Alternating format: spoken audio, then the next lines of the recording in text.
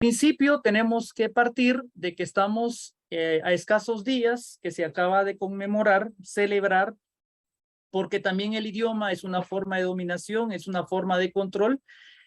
Un acto que se ha dado en denominar la independencia. Hace 201 años, un grupo de personas se reunieron en un lugar específico. Hoy se sabe que había un plan atrás de todo este proceso de lo que se conoce como el Acta de Independencia, y pues los libros, la historia tradicional dicen que nos dieron patria. A raíz de esto se fue construyendo un Estado que tiene varias características. Una de estas características, pues, es que es un Estado eminentemente racista, excluyente y que es reproductor de esas relaciones desiguales que vienen desde la llegada de los invasores a este territorio que hoy conocemos como Guatemala. Entonces, vamos a dialogar hoy sobre ese Estado, esa configuración de ese Estado que en la mayoría de los casos está ausente. Está presente cuando ese Estado es un Estado policíaco, un Estado represivo, un Estado que le interesa garantizar los intereses de ciertas élites, y recientemente, estamos hablando más o menos de 1900 hacia acá, los intereses de ese capitalismo que se introduce en nuestro país a través de las grandes transnacionales. Entonces damos la bienvenida a Irma Alicia y comenzamos nuestro diálogo. Irma, muchas gracias por haber aceptado esta invitación. Y la primera pregunta sería, ¿cómo ha sido la configuración de este Estado guatemalteco y por qué se le llama Estado criollo, capitalista y colonial, entre otras denominaciones? Bienvenida y muchas gracias por su participación. Bueno, muy buenas tardes para todas y para todos. Es para mí un placer poder compartir con ustedes esta tarde. Creo que el internet está bastante inestable, así que voy a pedir un poco su comprensión para un momento ese corte en nuestra comunicación. Un poco también para explicarles cómo ha sido, un poco para responder a su pregunta, cuando usted plantea, Roberto, de que cuál ha sido la configuración de este Estado y por qué se le llama criollo. Bueno, se le llama criollo porque es un Estado fundado precisamente por el sector criollo, que era un sector bastante pequeño, que busca dejar de pagar impuestos directamente a la corona. Ya de antes había un proceso muy fuerte de corrupción a lo interno de quienes eran los representantes del rey en estas tierras, y ya dentro de ellos había una serie de divisiones, una serie de problemáticas y también una serie de intereses. Los conservadores y los liberales ya estaban en ese momento y habían surgido esos dos sectores bastante amplios que trataban por todos los medios posibles de sacar la mayor ganancia de la fuerza laboral de los pueblos indígenas que estaban constituidos o que fueron constituidos en pueblos de indios alrededor de ciudades, para que ellos proveyeran de mano de obra, proveyeran de servicios, de trabajo, pero que proveyeran también de otros insumos, como por ejemplo de tejidos, como por ejemplo de productos que necesitaban ellos, como la comida. Entonces, este Estado criollo lo que busca realmente es fundarse, construirse en base a las ideas de este sector que en ese momento es el hegemónico y es el que busca por todos los medios posibles a tomar las riendas del Estado, construir el Estado que fuera pues el retrato que ellos querían y que fuera un Estado que sirviera a sus intereses económicos, políticos, sociales, culturales, a su herencia, que era una herencia que venía fundamentalmente de España, pero también a la herencia que traían de mantener privilegios, los privilegios sobre todo dos bases fundamentales, que era la toma de todas las tierras de los pueblos indígenas y también el control de la mano de obra, que es como los dos pilares fundamentales bajo los cuales se basa y se sustenta los 3 siglos del colonialismo español. Así que es un Estado criollo porque son ellos quienes lo construyen, son sus ideas, son sus aspiraciones, y a partir de ese Estado criollo es que entonces se va a fundar lo que hoy conocemos como la República de Guatemala. La República de Guatemala entonces responde a esos intereses y también es un Estado capitalista porque se vive dentro del sistema capitalista, ¿verdad? El marco económico, diríamos que el sistema bajo el cual se reproducen las formas de vida son capitalistas y se sustentan fundamentalmente en controlar los bienes de producción y que estos estén en pocas manos y que exista mano de obra masiva, barata, fácil de manejar, sin formación, para que entonces este sistema capitalista pues pueda operar.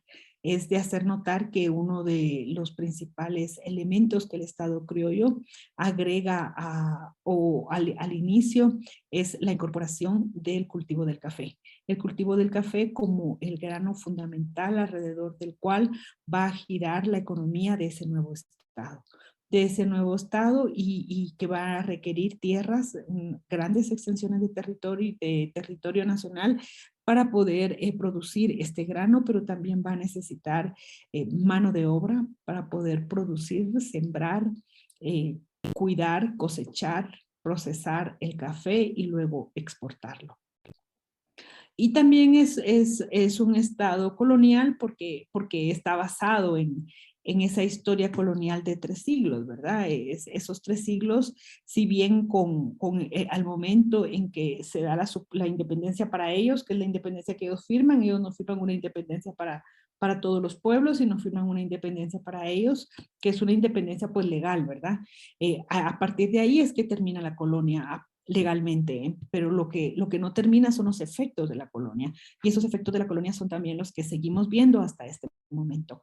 Hasta este momento seguimos teniendo esos efectos, los cuales podemos ver a través del control de la tierra cultivable, quién mantiene la tierra cultivable, a través de los salarios que se tienen, a través del racismo. El racismo es parte de la construcción de ese Estado criollo, y el racismo lo podemos ver a través de en qué posición colocan a los pueblos indígenas, los colocan en la última posición de la pirámide social y más abajo de los pueblos indígenas colocan a las mujeres indígenas, ¿verdad?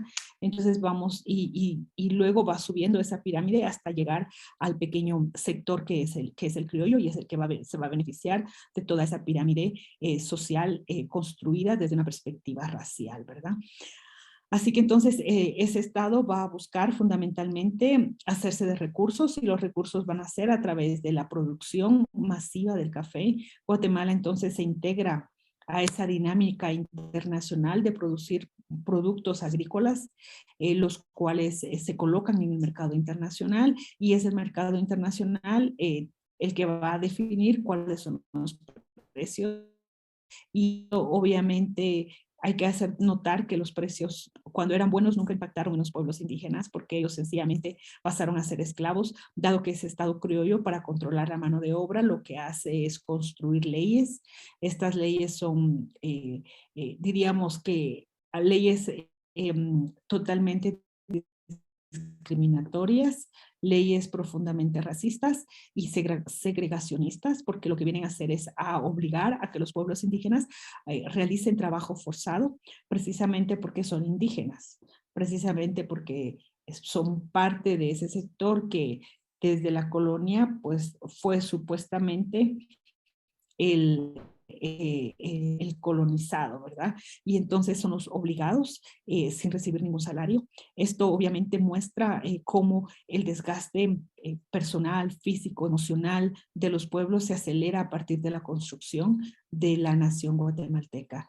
Es a partir de esa nación que vemos entonces una decadencia en la cual empiezan a ingresar los pueblos indígenas, porque la explotación a la que son sometidos es una explotación totalmente imparable, ¿verdad?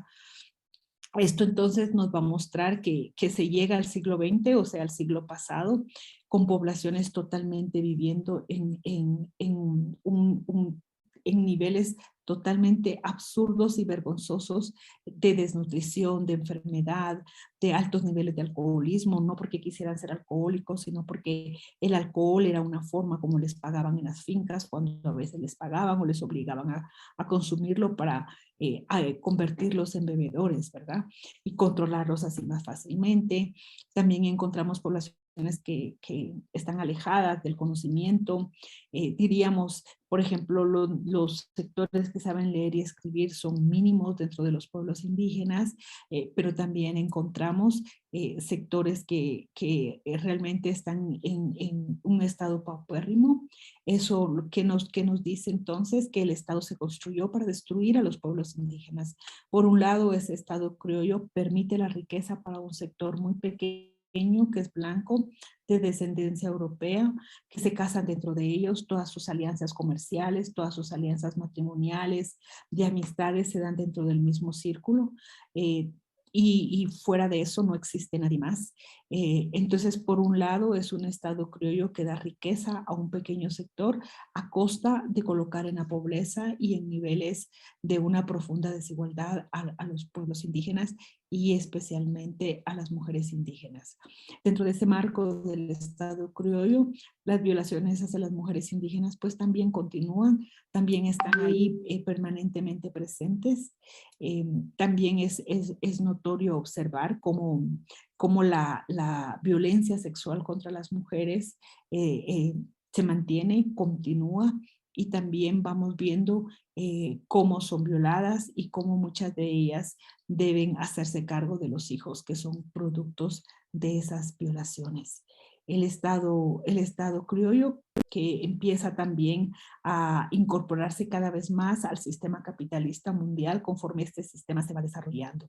El único momento a lo largo de estos 2 siglos en los cuales ese Estado criollo intenta ser cambiado es de 1944 a 1954, esos 10 años de primavera que se le conocen, que lo han denominado así, porque por primera vez desde que se da la invasión española hasta 1944, es la primera vez que que se anula el trabajo forzado, la servidumbre, la esclavitud, queda legalmente eliminada, y por primera vez hay un salario para los hombres indígenas que trabajan en las fincas.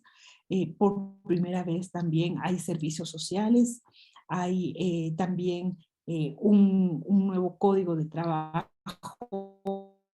hay una nueva constitución que es aprobada en 1945 y que es dentro de ese momento una de las constituciones más avanzadas para América Latina, y es sumamente avanzada porque lo que busca es colocar a Guatemala dentro del sistema económico que se vive, pero ponerla al día, ¿no? Erróneamente o en ese momento se planteaba de que lo que se buscaba era convertir a Guatemala dentro de un Estado comunista, lo cual es falso cuando puede, por ejemplo, leerse cuáles eran las pautas del programa de los 2 gobiernos de la revolución, tanto el de José Arévalo como también el de Jacobo Arbenz Guzmán. En ninguno de los dos hay una línea que sea comunista, lo que hay es buscar sacar a Guatemala de ese feudalismo en el que vivía, de esas relaciones totalmente serviles en las cuales estaba inmersa la mayoría de la población, que para entonces también era indígena. Esos 10 años y esa constitución que no fue hecha para los indígenas, sin embargo impacta en los pueblos indígenas, es significativa y va a ser un parteaguas en la historia de ese Estado criollo. A partir de 1954, cuando se da entonces la invasión a través de la CIA, con el apoyo fundamental de la cabeza de la Iglesia Católica, de la élite económica y de otros sectores militares. Lo que encontramos entonces es una nación que empieza a buscar imponer sus esquemas de vida a través de la guerra, a través de la violencia, a través del temor, a través de la fuerza, y que terminan desembocando en lo que fue el conflicto armado interno, que duró 36 años, aunque desde mi perspectiva dura más que los 36 años. Los 36 años quizás son los reconocidos oficialmente, pero son mucho más que eso. Luego tenemos entonces un conflicto armado que termina en un genocidio en el cual varios pueblos indígenas son sumamente golpeados y son sumamente diríamos, transformados totalmente, como por ejemplo el pueblo Achí, cuyo 20% de su población fue totalmente desaparecida a través de las masacres, a través de las desapariciones, a través de la violencia hacia las mujeres, a través de la persecución. También el pueblo Ixil, que entre el 7 y el 10% de su población es desaparecida, pero también el pueblo Cachiquel, también el pueblo Cajobal. Entonces vamos viendo que fueron varios pueblos los que enfrentaron estos procesos de genocidio. Lo que vemos con la firma de la paz son elementos sumamente interesantes. Diríamos que por un lado son momentos históricos porque lo que encontramos es que por primera vez en Guatemala, después de más de 400 años, casi 500 años, por primera vez se reconoce que existen pueblos indígenas a través del Acuerdo sobre Identidad y Derechos de los Pueblos Indígenas que se firma en marzo, el 31 de marzo de 1995 y que a la fecha sigue siendo el único documento que reconoce que Guatemala posee pueblos indígenas. Fuera de eso, la Constitución de la República no ha sido reformada. Por lo tanto, ahí tenemos enormes vacíos, ¿verdad? Lo que vemos a partir de los acuerdos de paz al presente es, diríamos, un escenario en el cual la paz era necesaria, según algunos, porque Guatemala necesitaba incorporarse al sistema capitalista a través del extractivismo y permitir que ese extractivismo ingresara a nuestro país y que al ingresar tomara los territorios indígenas sin ningún tipo de consulta, sin ningún tipo de participación de los pueblos indígenas, llevándonos a estallidos sociales en los cuales hemos estado viviendo desde la firma de los acuerdos de paz hasta el presente. Diríamos entonces que ese Estado criollo se ha mantenido, no ha sido desmantelado, el Estado criollo ha sido capaz de mutar, ha sido capaz de transformarse, ha sido capaz de recrearse para poder seguir obteniendo la máxima ganancia a costa del trabajo de las mayorías.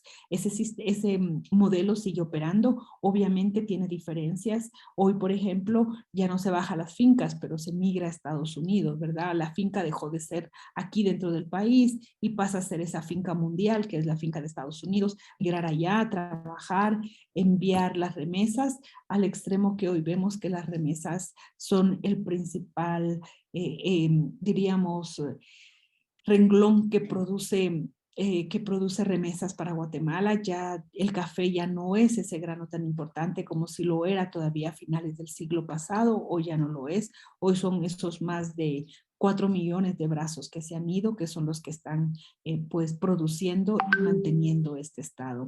En síntesis diríamos que ese estado criollo que se construye en 1921 y especialmente en 1923 es un estado criollo que no ha sido desmantelado. Es un estado criollo que sigue, diríamos, en su esencia, estando ahí presente a través, solo que quizá ahora con mucha madurez y quizá ahora con mucha más profundidad en sus esquemas de trabajo, de control y en sus esquemas también de controlar a las poblaciones. Sin embargo, a pesar de eso, también podemos ver que la población indígena, que las poblaciones ladinas, mestizas, pobres o de clase media baja, no se han quedado de brazos cruzados. Bueno, yo lo dejaría ahí para tratar de responder esa primera pregunta.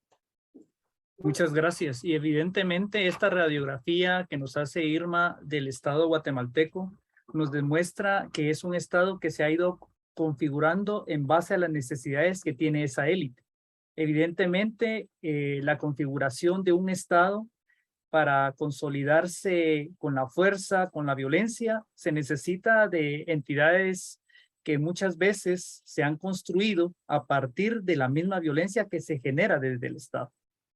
Pero también no olvidemos que Guatemala entra a un sistema capitalista periférico. Ese café que se menciona era una necesidad que tenían los países centrales y también la necesidad de esta élite de vincularse al capital transnacional. Ahora bien, ese estado que se perpetúa en el espacio-tiempo llega a nosotros con una serie de características muy particulares. Ella mencionó el hecho del genocidio. Hoy tenemos un estado realmente adecuado a las necesidades de la élite y sigue siendo un estado ausente en las comunidades. Basta con ir a la comunidad más lejana de nuestro país y vamos a ver que la única presencia que tiene el Estado en ese momento posiblemente es una escuela, y es una escuela que se está cayendo. No existe un centro de salud y así sucesivamente. No digamos la forma de judicializar, de criminalizar, de perseguir, de atacar directamente a los pueblos originarios que se han resistido y siguen resistiendo y seguirán resistiendo ante el acoso que el mismo Estado está cometiendo. Pero a 200 años de su fundación, de ese Estado, ¿cómo se analiza este Estado en su desarrollo como nación? Considerando que la realidad evidente de un país profundamente desigual en términos sociales, políticos y económicos se agudizan cada día. Entonces, Ángel, ¿cómo podríamos nosotros en este sentido decir cómo se ha fundado ese Estado? ¿Cómo se analiza ese Estado a partir de ese desarrollo de nación, considerando que la realidad pues es más que evidente? Bueno, en primer lugar, mi saludo a todas y a todos, tanto los organizadores como los que están en el enlace y todas las personas que están en esta sintonía de nuestra conversación en esta tarde. Frente a la pregunta, yo creo que vale la pena hacer como una pregunta también de cara a esta fecha, el 15 de septiembre de 1821. Particularmente, creo que es importante hacer la pregunta: ¿quiénes se preguntan, quiénes cuestionan esta fecha? Es decir, ¿quiénes están preocupados para plantear de que efectivamente es una fecha que implica un malestar, que implica una complicación, que implica una cierta farsa para la mayoría de los pueblos indígenas? Es decir, ¿quién cuestiona esto? Es decir, ¿quiénes son los que están preocupados y que tienen una voz crítica frente a ante este orden de cosas, ante esta figura, esta configuración de Estado que nos han estado narrando en la intervención anterior de la doctora Irma Alicia?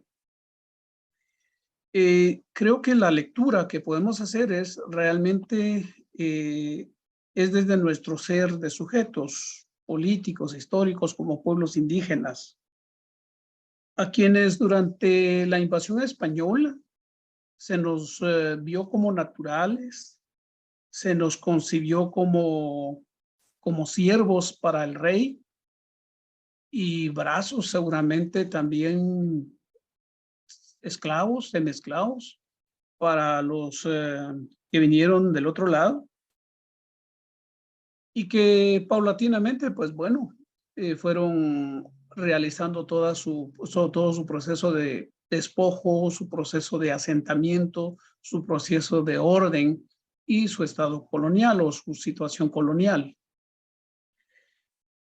Se rompe en parte esta relación tal como ya fue descrita a través de que los criollos, los hijos de los peninsulares y algunos peninsulares que estaban en estas tierras, pues toman la decisión de no seguir enviando los tributos, de no seguir las reglas que les imponen desde allá. Acuérdense que en ese tiempo estaban las nuevas leyes, en una situación como de inseguridad por los cambios que se estaban dando a nivel mundial y por la fragilidad también por la que había entrado el Imperio Español.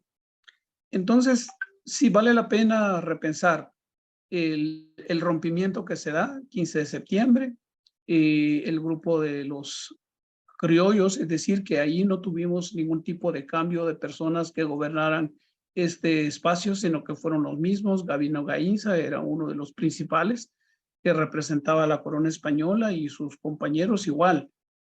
Entonces creemos que esta configuración que se nos pide ahora analizar es ver realmente desde los ojos nuestros como pueblos indígenas cómo podemos ver esa conformación. Creo que para empezar decimos que 15 de septiembre de 1821 para nosotros no representa mayores cambios, porque efectivamente la vida económica, política, social, explotación, expropiación, despojo, eso no cambió, eso no fue arreglado, no se arregló. Y creo que tan es así que estaban conscientes esta élite que declaró la independencia de 1821, que en el artículo 1 justamente reconocen eso y dicen, hagamos la independencia, hagamos la separación antes que el mismo pueblo lo haga. Porque efectivamente si el pueblo lo hubiera hecho, si se hubiera lanzado, se hubiera organizado, hubiera declarado por sí mismo el pueblo, seguramente los primeros que hubiesen sido, ya sea que se hubiesen regresado a su madre patria, o probablemente pues se les hubiera encarcelado, o de alguna otra forma pues no serían los caudillos, no serían los que estarían al frente de una nueva nación, de un nuevo estado, como el caso de Guatemala, pues de plano que hubiesen sido cambiados. Y seguramente quizás hubiesen devuelto las tierras, quizás se hubieran fortalecido las estructuras de autoridades de pueblos indígenas, seguramente se hubieran devuelto pues la administración territorial, los sistemas de justicia, otra forma quizás de producción, o por lo menos el control de la producción que tendrían nuestras comunidades, que tendrían los pueblos. Hubiese sido distinto, pero eso no sucedió, y esto es creo que la imposición del discurso, la imposición de las figuras simbólicas, el frágil contenido de la soberanía que tiene todo este discurso del 15 de septiembre. De hecho, pues prácticamente se ha vuelto como yo siempre he visto el 15 de septiembre como la ritualización de esa imposición. Se ritualiza a través de ensayos militares, que son los desfiles, las bandas de guerra, que son las que están desfilando en casi la mayoría de los pueblos, y hasta en las mismas comunidades y aldeas están ahí haciendo los desfiles, aunque sea una trompetilla y llevan ahí un tamborcito, pero igual es la expresión de las bandas de guerra. Y luego quizás con estos cuestionamientos que últimamente se ha venido haciendo sobre esta fecha y lo que significa verdaderamente para nosotros, es que se le ha incorporado la dimensión folclórica. Y entonces ahora es cierto, dicen, ya no vamos a sacar más bandas militares, ya no vamos a hacer, pero claro, la bandera siempre la van a tener. Luego el himno nacional siempre la van a tener, pero bueno, invitan a los maestros, solicitan a los estudiantes que se vistan de inditos, y entonces tenemos una situación del 15 de septiembre parecido a lo del 12 de diciembre, también tenemos un día de inditos. Pero realmente esta revisión crítica que hacemos es que ni uno ni lo otro no expresa realmente lo que debería ser nuestra nacionalidad, y creo que este es el punto que estamos reflexionando. ¿Cómo es posible el que podamos nosotros vernos reflejados en esa nación cuando vimos la historia de cómo se fue conformando el Estado criollo y su imposición a través de sus instituciones, a través de sus políticas, a través de sus programas, y luego también quienes lo fueron imponiendo? No fue por la vía por la vía formativa, educativa, por la vía de oportunidades, sino por la vía de las armas, por la vía de la imposición, por la vía de del militarismo, por la vía de la represión. Entonces, esa es una nación inconclusa. Es una nación que tiene diferentes actores. Tiene a los criollos, tiene ahora a los ladinos mestizos, tiene a los pueblos originarios, los pueblos milenarios, como el pueblo maya, el pueblo xinca, y luego los otros pueblos, como en el caso de los garífunas y el caso de los afrodescendientes. Entonces, tenemos distintos sujetos históricos, políticos, culturales, que no se expresa en esa nación monocultural, monoétnica, no se expresa en eso. Entonces, el hecho que estamos ahora reflexionando es muy importante, que ese estado no corresponde a la realidad de los pueblos que estamos coexistiendo en este territorio. Entonces, la sociedad es una sociedad diversa. La sociedad que estamos con sus símbolos son símbolos del grupo hegemónico, del grupo que impone, del grupo que tiene pues el poder político, económico, y que ahora a través de los medios de comunicación pues impone. Entonces uno ve cómo se reproducen todo lo que el grupo hegemónico quiere, pues se va reproduciendo en todos sus medios de comunicación. Y por eso no se equivoca aquel que dijo que son uno de los aparatos ideológicos de Estado.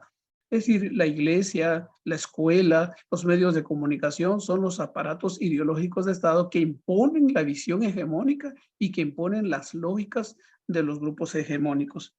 Entonces ahora lo que tenemos es de que es una nación inconclusa, es una nación injusta, es una realidad que luego pone en evidencias esto que ustedes señalan como parte de la pregunta. ¿Por qué la evidencia de un país profundamente desigual en términos sociales, políticos y económicos? Yo creo que ni siquiera hemos llegado a considerarnos que todos los que vivimos en este territorio somos hermanos. Porque yo pienso que entre hermanos no habría esa polarización, como por ejemplo los indicadores económicos, indicadores sociales, indicadores de salud, indicadores de oportunidades de vida, que son bastante polares. Entonces, vemos esta realidad. Si fuera así, por lo menos hubiese más fraternidad, hubiera más las políticas públicas, los programas, los proyectos, la educación, la salud fueran distintas. Pero entonces creo que más bien esta nación inconclusa la veríamos como una nación bipolar, donde también podemos decir que hay polos, donde están los privilegiados y están los despojados y están los sometidos, como en el caso de los pueblos indígenas. Hoy los criollos fueron abuelos, ahora son hijos y nietos, todavía algunos siguen suspirando por su madre patria. Es decir, esta Guatemala no es su patria. Duele quizás decirlo, o tal vez es necesario decirlo, pero parece que no es su patria. Y entonces por eso que, aunque en su momento se dijo que era la patria del criollo, pero algunos todavía siguen suspirando en su madre patria.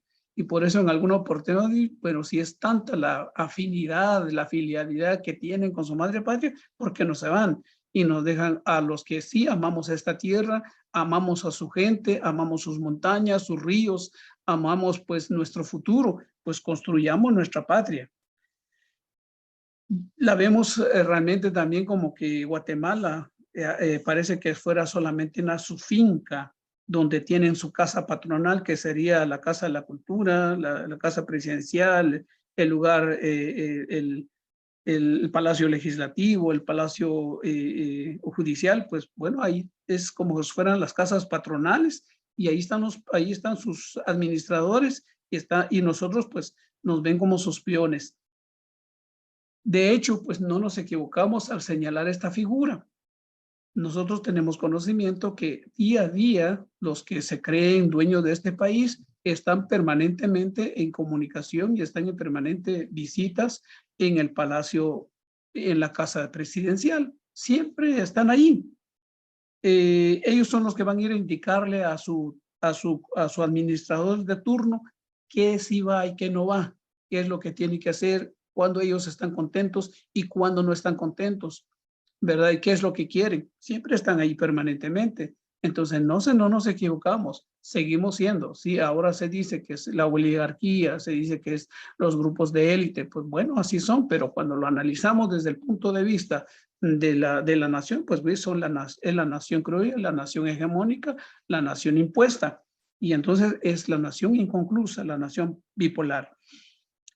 Yo me quedaría con esto y decir que el nacer de la conciencia y de la entidad de nación, pues es un proceso que está en gestación.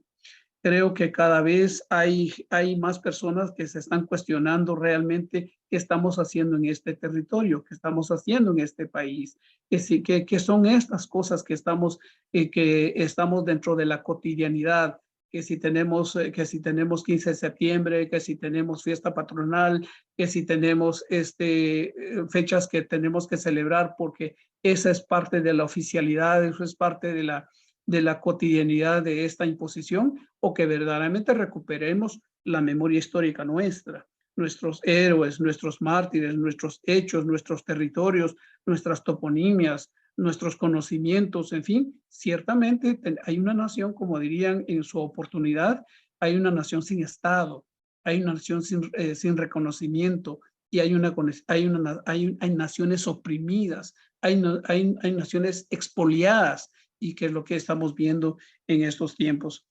Sobre este tema existen discusiones políticas y conceptuales que vale la pena analizar en sus contextos, y vale la pena realmente que los podamos ir abordando cada vez más, porque lo que nosotros conocemos en parte de nuestra historia es que efectivamente como población milenaria, como expresión de este proceso civilizatorio milenario maya, el pueblo maya, el pueblo xinca, ciertamente estuvimos bajo la mira de aniquilación, estuvimos bajo la experiencia de la esclavitud, pasamos por la experiencia de la segregación, y siempre todavía en el siglo pasado nos veían como el problema indígena. Quizás ahora todavía algunos lo estarán pensando así, que somos el problema indígena, y entonces están viendo de qué manera nos integran, de qué manera nos callan, de qué manera nos cooptan. Y ahora nos han dicho esto, todos somos guatemaltecos, somos como la expresión de esa nacionalidad, pero hay guatemaltecos de primera, hay guatemaltecos de segunda y hay guatemaltecos de tercera, porque si no fuera así, entonces las políticas fueran verdaderamente para todos, fueran verdaderamente que la inversión estuviera llegando a todos por igual, pero hay estudios que nos lo manifiestan, la relación desigual que hay incluso en este tipo de decisiones. 201 años, las desigualdades se reconfiguran en lo económico, ya se ha mencionado. Anteriormente migrábamos a la costa sur, ahora se migra a los Estados Unidos, al Canadá. Hay indicadores sociales, son más desfavorables para los pueblos indígenas. Hay indicadores políticos donde se puede evidenciar los mecanismos de exclusión, como los pueblos indígenas no tenemos representación, no tenemos la participación para tomar decisiones nacionales. La cultura es una cultura que es negada de manera estructural y de manera institucional. Cada vez que queremos tan solo nuestro idioma que sea un medio para la educación de nuestros niños, de nuestras niñas, de nuestros jóvenes, es negada sistemáticamente. Y entonces, ciertamente, esto es un buen tiempo para poder reflexionar, y un buen tiempo para pensar en nuestra verdadera independencia, para pensar en la construcción de esa nación diversa, lo que se llama ahora, o se están reflexionando sobre la plurinacionalidad, la posibilidad de que se reconozcan las distintas nacionalidades en este país para que podamos convivir y podamos construir una nueva Guatemala. Lo dejo ahí, muchísimas gracias y estamos en esta conversación. Estamos conversando sobre la resistencia, lucha y propuestas de los pueblos originarios que han librado a lo largo de la historia en la búsqueda de la transformación de este Estado actual.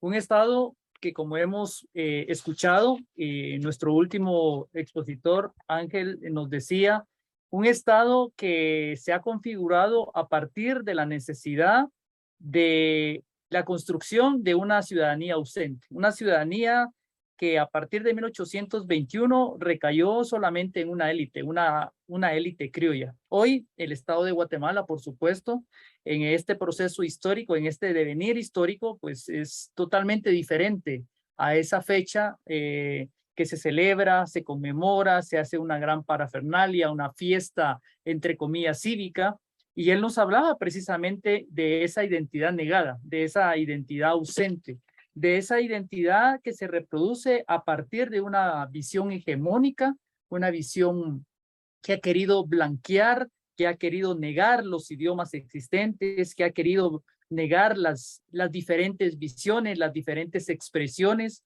que hay a lo ancho y largo de este país. Entonces continuamos con nuestra conversación y entonces ahora quisiéramos pedirle a Irma, ante esta realidad de este Estado criollo guatemalteco que usted nos hizo el favor de mostrarnos esa radiografía de cómo se ha ido configurando y construyendo, ¿cuáles han sido las principales resistencias y luchas de los pueblos originarios a lo largo de esta historia en la construcción de este Estado? Es decir, cómo la resistencia de los pueblos originarios ha perdurado y perdura y va a perdurar en la medida de la necesidad que tienen los pueblos originarios de construir una ciudadanía y una ciudadanía que sea vinculante y no negada, como ha sido hasta la actualidad. Bueno, ¿cuál ha sido esa resistencia? Bueno, las resistencias han sido múltiples, ¿verdad? Y cada resistencia corresponde también a la etapa histórica que ha correspondido vivir, ¿verdad? No hay dos resistencias similares, sino que por el contrario, estas resistencias podemos ver que son diversas, podemos ver que algunas resistencias son de largo, de corto tiempo o que se traslapan unas con otras. Las resistencias han estado, diríamos que por ejemplo una de ellas que es tan importante y que quizá ahora no le demos el valor que merece, pero es por ejemplo toda la espiritualidad maya, ¿verdad? La forma en que los pueblos guardaron lo que ahora conocemos como el Cholquín. Los pueblos ancestrales mayas de Guatemala no tenían un solo calendario, tenían varios calendarios, cuenta larga, cuenta corta, tenían agrícola, tenían calendarios festivos. Muchos de estos calendarios desaparecieron, obviamente, como parte de ese proceso de la colonización y ese proceso de la destrucción. Lo que realmente hemos llegado a conocer, sin duda, es un porcentaje muy bajo de todo lo que ellos lograron producir, de todo lo que ellos lograron trabajar a través de sus saberes y a través de largos tiempos de análisis y de estudio. Y por ejemplo, el que hoy para las fechas actuales, el Cholquín sea todavía un calendario muy importante en la vida espiritual, en la vida diaria, en la vida agrícola, nos muestra, por ejemplo, que esa es una forma de resistencia. O sea, cómo fue posible que pudieran guardarlo a través de la memoria de una a otra generación, de una a otro ajquij, de un grupo de ajquijab a otro grupo de ajquijab, y cómo ese conocimiento, esos saberes no se perdieron a lo largo de todos estos años, sino que se fue capaz de cuidarlos, se fue capaz de enseñarlos, se fue capaz también de nutrirlo y de que hoy hasta la fecha siga siendo pues un bastión importante de las luchas y también del sostenimiento emocional y espiritual de los pueblos.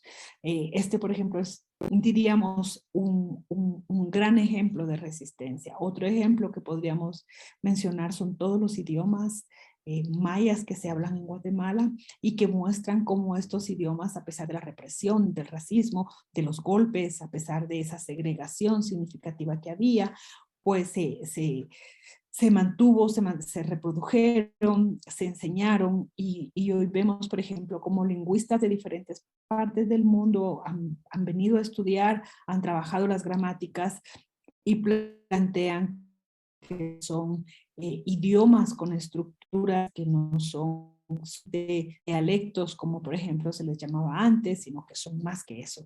Eso sin duda nos muestra que es otra forma de resistencia. Pero también hay muchos otros saberes, el manejo de la medicina, el manejo de los bosques, como las farmacias colectivas de los pueblos, otras resistencias que tienen que ver con cómo pudieron reproducirse, como colectivos, como comunidades, como pueblos, teniendo todo en contra, absolutamente todo. Y esto nos muestra cómo fueron capaces de mantener y de reconstruir o de recrear todos sus conocimientos, el conocimiento de la medicina, el conocimiento de los alimentos, el conocimiento del manejo de los animales, el manejo los árboles que les proveían una serie de servicios, pero también los granos para alimentarse. Entonces nos vamos dando cuenta que esas resistencias son múltiples, las resistencias se dieron desde, diríamos, lo externo, lo interno, lo individual, lo colectivo, y estas resistencias están hasta la fecha presentes. Creo que muchas veces no se valora, muchas veces vemos con indiferencia cómo los pueblos se han mantenido. No olvidemos que el privilegio que tuvimos algunos pueblos de reproducirnos y de mantenernos no fue el mismo privilegio para todos los pueblos. Hay pueblos indígenas que dejaron de existir, que no existen más, que la colonización realmente los destruyó. Y tampoco olvidemos que durante el conflicto armado, si hubo una gran desestructuración de los pueblos indígenas, fue precisamente en esa etapa histórica de nuestros pueblos, porque ahí nos dimos cuenta cómo se movieron los pueblos, cómo se destruyeron, cómo fueron obligados a dejar sus territorios, como hay comunidades que nunca más volvieron a existir en el mapa, como las masacres no solo cortaron las raíces de las familias, sino que también las modificaron.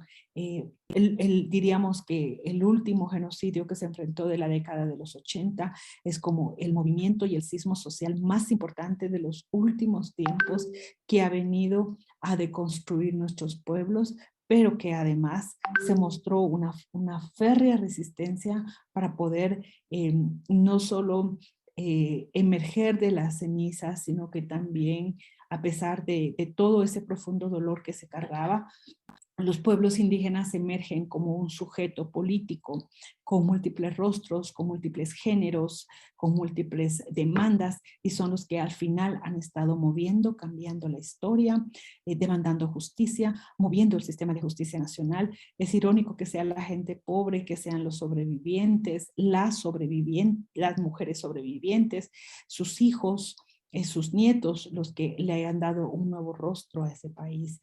Hoy no podemos pensar en una Guatemala sin los pueblos indígenas, es totalmente inaudito. Yo creo que ese es un gran avance, ese es un enorme logro que se tiene y es parte de esas resistencias. Obviamente también hay otro tipo de resistencias, la de Totonicapán a través de Atanasio Chul, de Lucas Aguilar, de las mujeres que eran parte de la comunidad y de otros miembros de la comunidad, porque esa resistencia no la hizo una o dos personas, esa fue una resistencia colectiva, ¿no?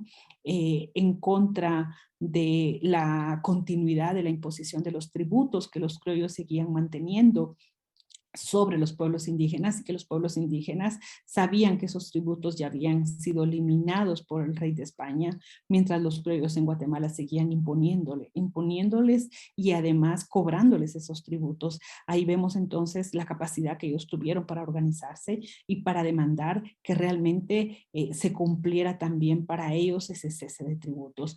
Y yo creo que el elemento que es fundamental es cómo ellos ingresan a la Iglesia Católica. Ese momento yo me lo puedo imaginar como algo no solo histórico, sino que algo que trastocó totalmente la fibra de quienes estaban ahí presentes y quienes fueron las y los actores cuando le quitan la corona a las imágenes de católicas y se las ponen sobre su cabeza. Este es un hecho inaudito, no hay otro momento histórico similar que por lo menos en lo personal yo conozca, y que muestra entonces que los pueblos indígenas en ese momento reconocían profundamente que esa espiritualidad, que la religión católica era impuesta y que por lo tanto no era la religión heredada de sus padres, sino que era la impuesta y que por lo tanto al ser impuesta por el invasor también podía ser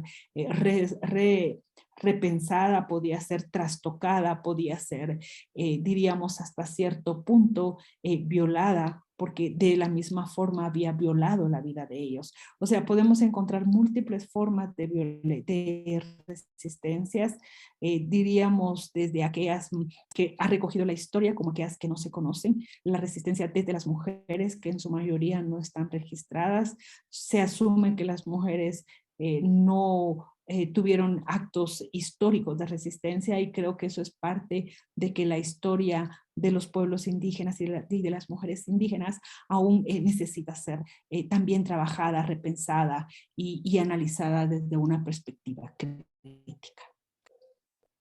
Muchas gracias, Irma. Y respecto a esto de las resistencias, en Guatemala siempre se habla de la memoria como un territorio en disputa. Evidentemente, uno de los territorios más disputados es las múltiples formas de resistencia que han existido a lo largo de estos años de independencia, entre comillas, de los años de la colonización y de los años que ha soportado los diferentes pueblos originarios y aquellos pueblos que vinieron esclavizados como los afrodescendientes, pero también es importante reconocer que esas resistencias han perdurado en el tiempo, se han transmitido de diferentes formas de los abuelos a las nuevas generaciones, y estas nuevas generaciones, dadas las circunstancias en las que tienen que enfrentarse, pues también han reconfigurado otras formas, otros métodos, y se sigue en la resistencia.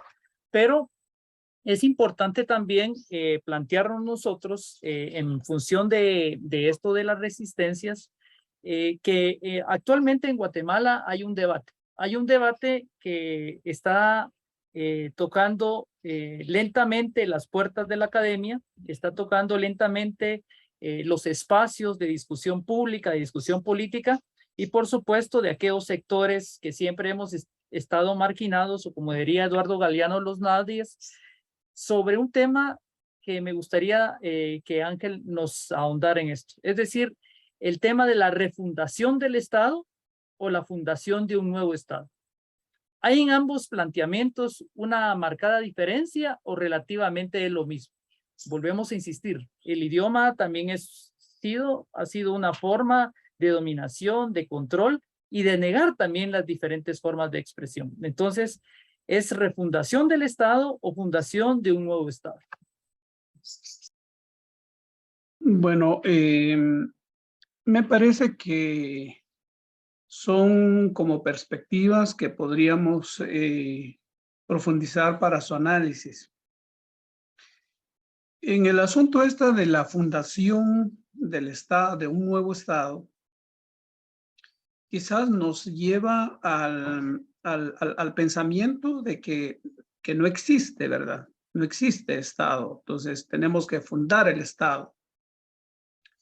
Y quizás el sentimiento o la percepción o el posicionamiento que pueda haber es que obviemos lo que hay y construyamos lo nuestro, ¿verdad? Eso podría ser, ¿verdad? De hecho, hay algunos posicionamientos que dicen, es que no tengo presidente, no tengo diputados, no tengo Estado. Pues si ese es el posicionamiento, pues bueno, es algo que ya se estaba mencionando ya en nuestro conversatorio. Posiblemente sea lo que podemos decir que muchas comunidades, en muchas áreas, sentimos la ausencia del Estado. Los servicios de salud, incluso la misma energía eléctrica, la presencia del Ministerio de Comunicaciones, en fin, podemos empezar a hacer una lista de ausencias que no están. Pero también es cierto que en comunidades que no se pensaba que pudiera llegar al Estado, sí, el Estado llega. La escuela es una de las presencias del Estado. y también las mismas iglesias hasta cierto punto, aunque no sean estatales, pero como son permitidas y son hasta cierto punto toleradas, pues también casi en qué comunidad no hay una iglesia y que repite el discurso hegemónico y que prácticamente desarrolla pues ese imaginario y prepara a la gente para morir y prepara a la gente para resistir, para aguantar. Entonces, a lo mejor sí hay la presencia del Estado, pero es un Estado colonial, es un Estado que controla, es un Estado que mantiene, es un Estado que somete. Entonces, no es tan cierto que no hay Estado, sí hay Estado. Entonces, creo que lo que es hasta cierto punto más correcto plantearnos es la refundación del Estado. Es decir, el pasar de un Estado colonial, un Estado republicano colonial, capitalista, a un Estado quizás popular, a un Estado democrático, a un Estado intercultural, a un Estado pues plurinacional. Pues bueno, ver realmente cuál es la naturaleza que podemos ver.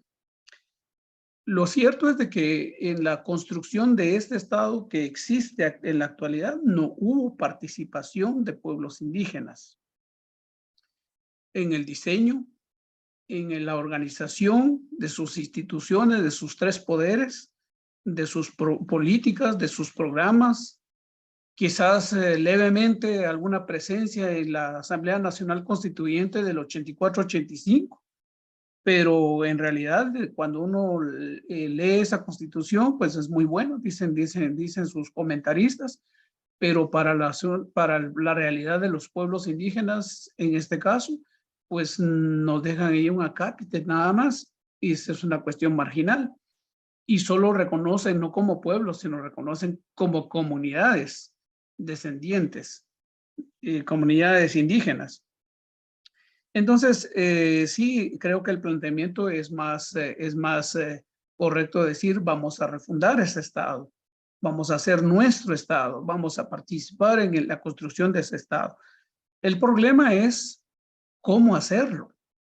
Creo que allí es donde viene el verdadero problema, porque ya, digamos, la expresión que se organizó y que movilizó y que se armó durante los 36 años del conflicto armado interno, el movimiento revolucionario y sus expresiones concretas, pues planteó eso de pasar de un Estado capitalista a un Estado socialista.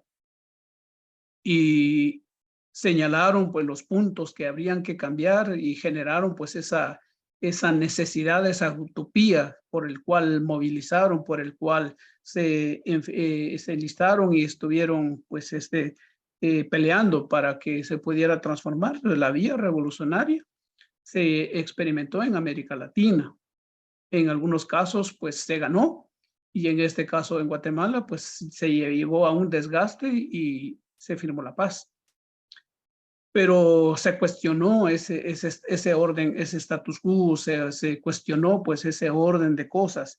Y entonces la vía revolucionaria está muy consciente, los que estuvieron pues en todo este proceso decían no se logró. No se logró por la vía revolucionaria.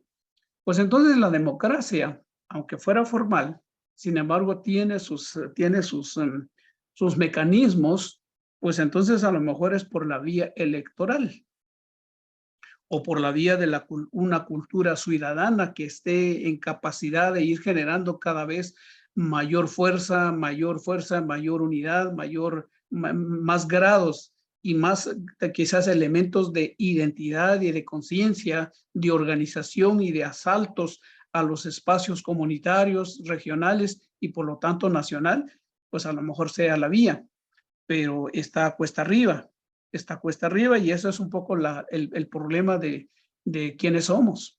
dónde estamos ubicados, somos pueblos indígenas, en qué situación, somos pueblos indígenas oprimidos, somos pueblos indígenas con una historia milenaria, unos pueblos indígenas que tenemos aspiraciones colectivas, aspiraciones de tener nuestros propios territorios, nuestras propias, la administración de nuestros propios recursos, la administración de nuestro propio futuro.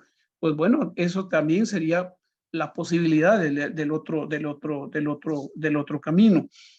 Pero lo que constatamos 2011, es decir, lo reciente, 2015, 2019, esa fuerza, esa propuesta electoral no existe, o si existe es mínima, y entonces somos objetos de burla hasta cierto punto al plantear la posibilidad de cambios estructurales, cambios más de fondo, cuando nos dicen el día que tengan la fuerza en este Congreso, ese día pueden lanzar sus iniciativas de ley, pueden hacer aprobar sus leyes que necesitan, pero en estas condiciones mejor, ahí sí que olvídense de sus iniciativas. Y de hecho tenemos más de 20 iniciativas que apuntan hacia nuestra participación democrática en este país, y ahí están engavetadas desde hace como 20 años o más, y no salen. Entonces, los que salieron, digamos, fortalecidos hasta cierto punto con su proyecto político hegemónico, después de esta experiencia de los 36 años, pues se consideran nuevamente vencedores. Ellos mantienen su organización. A esta semana tuvieron una movilización de su gente pidiendo la indemnización por la defensa de la democracia, la defensa en fin, por la democracia de los ricos, la democracia de este status quo, la democracia de la injusticia, la democracia de la violación de los derechos humanos, la democracia. Es decir que es la contradicción, no es la realidad. Entonces, y recobran sus alianzas. Habían tenido algún cierto distanciamiento entre los empresarios, le dicen algunos, los empresarios, y luego con los militares y los grupos religiosos, pero nuevamente estamos viendo que hay una reconfiguración de esas alianzas. Estamos viendo cómo nuevamente están haciendo funcionar. Algunos se sorprenden y dicen, bueno, es que ahorita todo el Estado está cooptado, pero si para nosotros los pueblos indígenas el Estado siempre ha estado cooptado, siempre funcionan en nuestra contra, siempre es un mecanismo que está como aceitado para el despojo, para el desprecio, para la invisibilización nuestra. No nos es extraño. Solo lo que estamos viendo que hay unas disputas de poder, de grupos de poder detrás de todo, pero siempre lo han tenido. Entonces, creo que hay un reto muy importante en ese asunto de la refundación del Estado, porque creo que es el camino, pero ¿cómo hacerlo? Ahí está la dificultad. Creo que en el camino de la refundación del Estado, ya tenemos experiencias al nivel de la América Latina sobre qué significa refundar un Estado. Implica organización, implica formación, implica en su dimensión cultural, en su dimensión organizativa, en su dimensión política, en la dimensión académica, en la dimensión incluso religiosa. Todo este tipo de temáticas es un todo, es todo un movimiento, es todo un proceso, es una cuestión holística que tenemos que desear, tenemos que necesitar. Amamos la vida, amamos la comunidad, amamos la esperanza, amamos las nuevas generaciones para poder impulsar este proceso. Algunos reflexionando sobre esta posibilidad de ir refundando el Estado encuentran dificultades, y que son las que quizás necesitamos ahora poder analizarlas, porque dicen, no es fácil transformar radicalmente una institución que tiene 200 años y con una tradición que venía de 300 años. Entonces, ¿cómo poder transformar esa institución en sus componentes político, en su cuestión filosófica, en sus componentes estructurales. ¿Cómo lo podemos cambiar de una manera que pueda ser diferente? Ahí están, tenemos que repensar pues el comercio, la banca, las iglesias, la educación, la salud. Realmente tenemos que ver cómo hacerla y por eso sí me parece muy importante todas esas iniciativas que están pensando ya de una manera más horizontal, comunitaria, participativa, en fin, creo que son las siembras, son los gérmenes de esa nueva realidad que queremos para nuestro país. La segunda dificultad es que no es solamente política, ya decíamos, es social, es cultural, y de ahí que es muy importante también tocar las mentalidades. Nos parece muy extraño, a veces se dicen que queremos cambios, queremos una nueva situación, pero seguimos con prácticas y seguimos con lógicas que es exactamente lo mismo.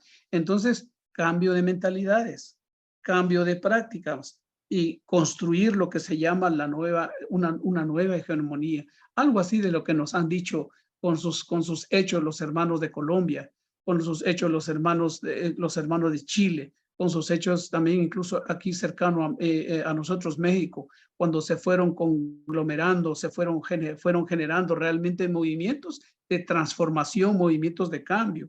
Entonces, ciertamente, pero eso toca distintas dimensiones. Entonces también vemos que otra dificultad es cómo generar las alianzas para esa nueva situación, para esa refundación. Es necesario que hayan distintas formas de expresión y no solo una, pero que estén apuntando hacia lo mismo, hacia el cambio, hacia la refundación, hacia esa transformación. Entonces dicen, y también no se trata solo de cambiar como pequeñas instituciones o cambiar incluso gobierno, se trata realmente de un nuevo proceso civilizatorio que efectivamente le dé contenido y le dé ejercicio, si hablamos de democracia, si hablamos de derechos humanos, si hablamos de diversidad, si hablamos de respeto a la madre tierra, si hablamos de respeto a la dignidad de las personas.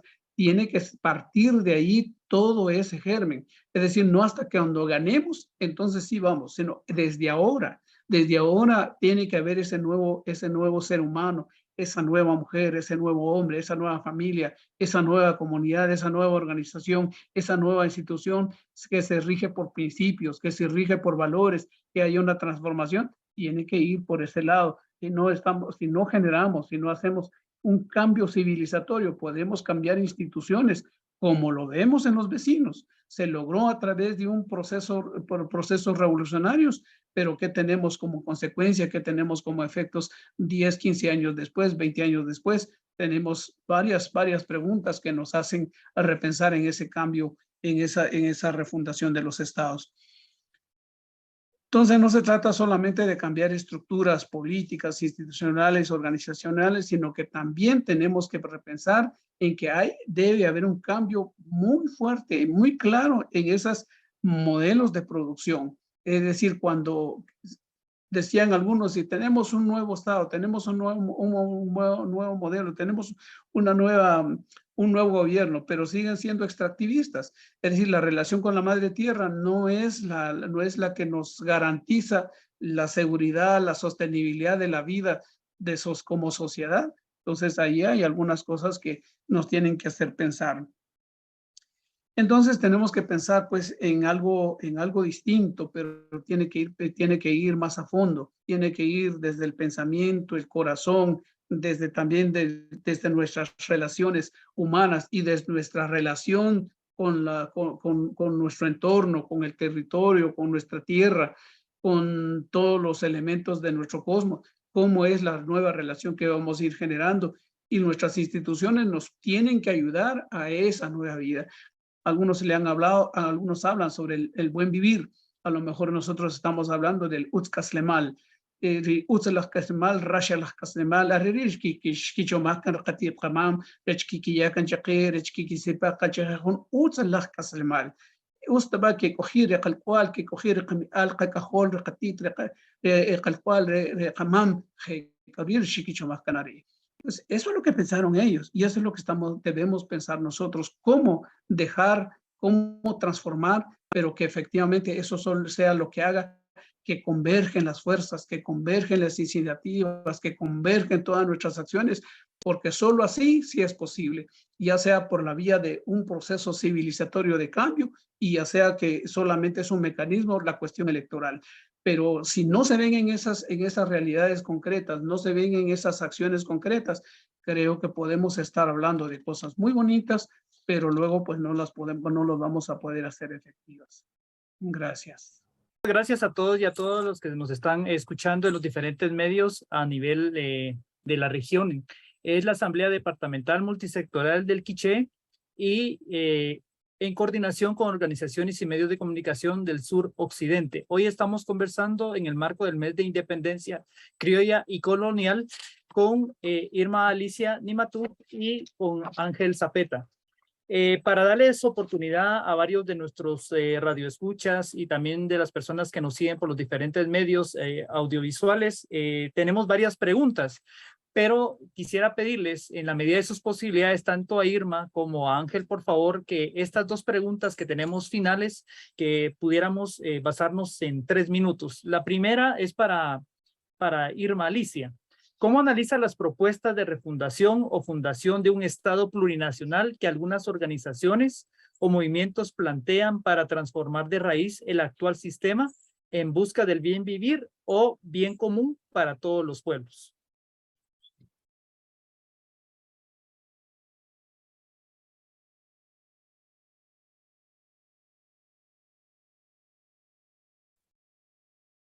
Creo que tenemos problemas con Irma Alicia. Bueno, entonces, Ángel, si fuera tan amable.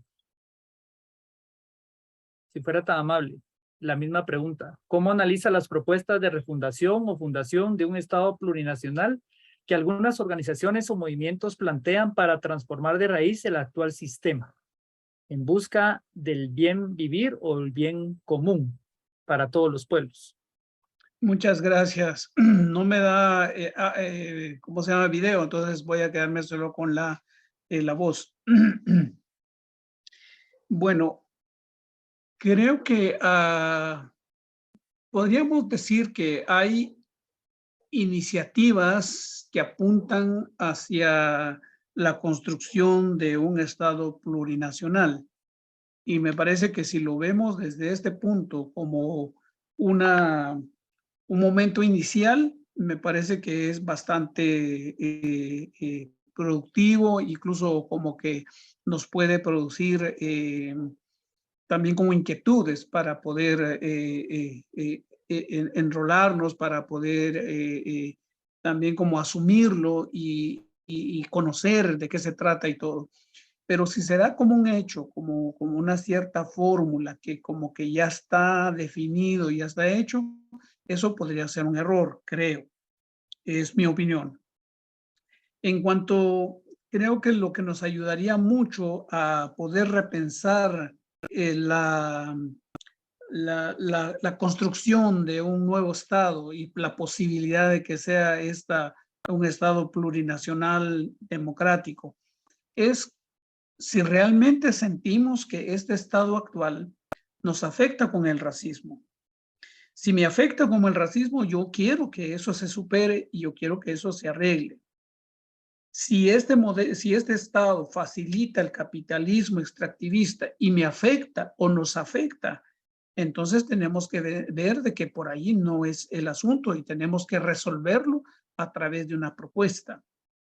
Si también siento que me afecta este estado que es militarista, represivo, y yo quiero nuevas condiciones, tengo que apostarle a un nuevo estado plurinacional que aborde de manera diferente este aspecto.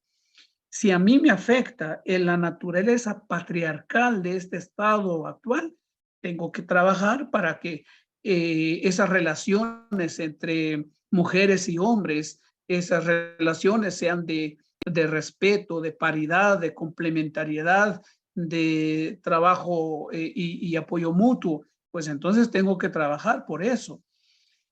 Si siento que me afecta ese estado, ese modelo de estado actual centralista, es decir, que tiene todo acaparado en lo que sería la capital o las capitales, y luego pues solo derrama ciertas cositas para las comunidades, no estoy de acuerdo. Pues entonces yo quiero un nuevo estado que parta desde las comunidades, que parta desde los territorios. Pero como eso, como lo que expresaba antes, eso quiere decir que no voy a esperar que hasta que tomemos el poder, hasta que ya logremos ese nuevo estado, entonces hasta ahí lo vamos a implementar. Creo que los gérmenes, creo que el trabajo debe ser ahora, y ese estado actual como está se va a caer por sí mismo, porque eso lo vamos trabajando desde los territorios y lo vamos trabajando desde los distintos sujetos, y mejor todavía si hay consensos, mejor si trabajamos nuestras metodologías del diálogo, del consenso, de las asambleas, de la participación, de la contribución, y peleamos lo que nos corresponde con este Estado, sus contribuciones. Entonces creo yo que las propuestas que tienen los hermanos, en este caso de Guajiquiel y el caso también del CPO, pues bueno, nos pueden perfectamente servir. Hay ya algunas propuestas estratégicas, como por ejemplo las transformaciones, dice una, que debe ser a partir de ganar elementos a este estado que hay actual, generar, presionar, cabildear, incidir para ir logrando avances, digamos, paso a paso, me parece correcto. Y que luego también, si tenemos una oportunidad en el 2023 y en vez de tener 13 diputados, vamos a tener 60 o 70 diputados porque vamos unidos, excelente, excelente. Y esto es un mensaje realmente de unidad y una lectura que podemos hacer de Colombia, por ejemplo, que se parece mucho a la situación de Guatemala en aspectos de represión, oligarquía, derechos humanos, narcotráfico, en fin, se parece mucho nuestro país, se parece mucho a Colombia. Y entonces creo yo que ese pacto de unidad tiene el pacto histórico que ellos hicieron, algo nos tiene que decir a nosotros. Y ahorita estamos a las puertas, todavía hay la posibilidad, pero como en alguna oportunidad le he dicho a algunos hermanos, no nos quedemos con eso, con esa idea de vale más pájaro en mano que ciento volando, porque es decir, ese pájaro en mano es su pequeño espacio, pero los cientos volando es que es todo el pueblo. Entonces, apostémosle a lo demás, y luego pues vamos a salir ganando todos, porque el hecho de tener 13 diputados, a lograr 40, a lograr 50, a lograr 60, o logramos más, pues realmente es mucho mejor. Y si ganamos también el poder ejecutivo, que mejor todavía. Y entonces creo que tal vez la ciudadanía nos da el empujón, tal vez la ciudadanía también va a dar ese salto cualitativo para decir, vamos a refundar ese Estado. Y yo creo que, como decía antes, es todo un trabajo político, un trabajo educativo, formativo, participativo, de todos los actores, mujeres, jóvenes, niños, ancianos, todo, comunidades, aldeas, asociaciones, COSAMI, todos participando en todo esto. Realmente sí podríamos tener una esperanza distinta. 2023 puede ser un año de esperanza, puede ser un año distinto para nosotros como pueblos originarios de este país. Sería eso un poco mi comentario, hermano. Muchas gracias, Ángel. Y bueno, pues lamentablemente por la señal de internet se ha ido de la señal que teníamos con Arma Ilicia. Muchas gracias por su participación. Tenemos varias preguntas. El tiempo, ustedes saben que en radio es bastante... ya regresó nuestra hermana Irma Alicia. Bienvenida. Tengo varias preguntas, pero hay una pregunta que va dirigida directamente a ella. Tendríamos un minuto para cada pregunta, si fueran tan amables de hacer una síntesis. Esta la hace Juana Janel. ¿Cómo los jóvenes pueden contribuir en este cambio y cómo la escuela debe contribuir en esto? Para Irma Alicia, si fuera tan amable. Bueno, muchas gracias y lamento mucho, Roberto, que es donde estoy está lloviendo demasiado y la señal está fallando. De igual manera, como don José Ángel, tengo problemas con la cámara. Sin embargo, un poco respondiendo a lo que plantea nuestra compañera Juana sobre su pregunta, creo que es muy importante hacer transformaciones en las currículas que existen actualmente porque no representan la historia alternativa de los pueblos ni las historias de resistencias que aquí hemos estado discutiendo y que don José Ángel planteó desde muchas perspectivas, y tampoco todas las propuestas políticas que él hacía referencia desde los pueblos indígenas. Y también creo que antes que la escuela hay un trabajo muy fuerte con las familias. Dentro de nuestras propias familias tenemos que trabajar y hacer como un trabajo muy fino de conciencia de quiénes somos, de dónde venimos, de qué es realmente lo que estamos buscando y de qué realmente es lo que queremos como futuro para nosotras, para nosotros y sobre todo para nuestra descendencia y para la descendencia de nuestros pueblos, lo cual no es fácil. Las universidades también deben de ser transformadas y las instituciones, como dijo don José Ángel, el Estado en sí debe de ser transformado. Muchas gracias. Una pregunta para don José Ángel. Me imagino que también debe ser una persona joven que dice, bueno, ¿qué proponen los estimados ponentes a partir de lo que dicen? Porque en algunos casos escuchamos más el discurso que las acciones que se deben hacer. Al respecto, ¿qué le podemos decir a este amigo o amiga que nos escribe? Bien, organización, estudio crítico. Importante es de que el despertar se exprese en formas organizativas.